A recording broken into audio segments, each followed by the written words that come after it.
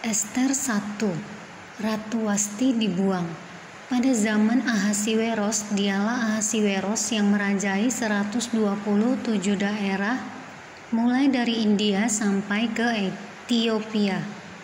Pada zaman itu, ketika Raja Ahasiweros bersemayam di atas tahta kerajaannya di dalam benteng Susan, pada tahun yang ketiga dalam pemerintahannya, diadakanlah oleh Baginda perjamuan bagi semua pembesar dan pegawainya, tentara Persia dan Media, kaum bangsawan dan pembesar daerah hadir di hadapan Baginda. Di samping itu, Baginda memamerkan kekayaan kemuliaan kerajaannya dan keindahan kebesarannya yang bersemarak, berhari-hari lamanya sampai 180 hari.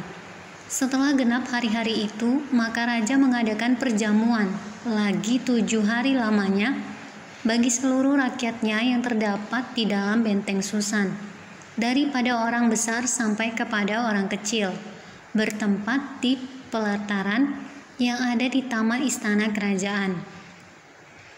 Di situ tirai-mirai daripada kain lenan, mori halus dan kain ungu tua yang terikat dengan tali lenan halus dan ungu muda bergantung pada tombol-tombol perak di tiang-tiang marmer putih, sedang katil emas dan perak ditempatkan di atas lantai pualam. Marmer putih, gawang dan pelinggam, minuman dihidangkan dalam piala emas yang beraneka warna, dan anggurnya ialah anggur minuman raja yang berlimpah-limpah, sebagaimana layak bagi raja. Adapun aturan minum ialah tiada dengan paksa, karena beginilah disyaratkan raja kepada semua bentara dalam, supaya mereka berbuat menurut keinginan tiap-tiap orang. Juga Wasti sang ratu mengadakan perjamuan bagi semua perempuan di dalam istana Raja Ahasiweros. Pada hari yang ketujuh, ketika raja riang gembira hatinya karena minum anggur, bertitahlah Baginda kepada Mehuman, Bista, Harbona, Bikta, Abakta, Zetar, dan Karkas, yakni ketujuh sida-sida yang bertugas di hadapan Raja Ahasiweros, supaya mereka membawa Wasti sang ratu dengan memakai mahkota kerajaan, menghadap raja untuk memperlihatkan kecantikannya kepada sekalian rakyat dan pembesar-pembesar, karena sang ratu sangat elok rupanya.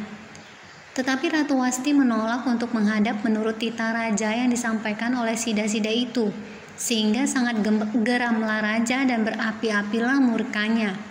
Maka bertahtalah raja kepada orang-orang arif bijaksana, orang-orang yang mengetahui kebiasaan zaman, karena demikianlah biasanya masalah-masalah raja dikemukakan kepada para ahli undang-undang dan hukum. Adapun yang terdekat kepada Baginda ialah Karsena, Setar, Atmata, Tarsis, Meres, Marsena, dan Memukan, ketujuh pembesar Persia dan Media yang boleh memandang wajah raja dan yang mempunyai kedudukan yang tinggi di dalam kerajaan. Tanya raja, apakah yang harus diperbuat atas Ratu Wasti menurut undang-undang, karena tidak dilakukannya titah Raja Ahasiweros yang disampaikan oleh sida-sida. Maka sembah memukan di hadapan raja dan para pembesar itu. Wasti sang ratu bukan bersalah kepada raja saja, melainkan juga kepada semua pembesar dan segala bangsa yang di dalam segala daerah Raja Ahasiweros. Karena kelakuan sang ratu itu akan merata kepada semua perempuan, sehingga mereka tidak menghiraukan suaminya. Apabila diceritakan orang, Raja Ahasiweros menitahkan supaya Wasti sang ratu dibawa menghadap kepadanya, tetapi ia tidak mau datang. Pada hari ini juga istri para pembesar raja di Persia dan Media yang mendengar tentang kelakuan sang ratu akan berbicara tentang hal itu kepada suaminya, sehingga berlarut-larutlah penghinaan dan kegusaran.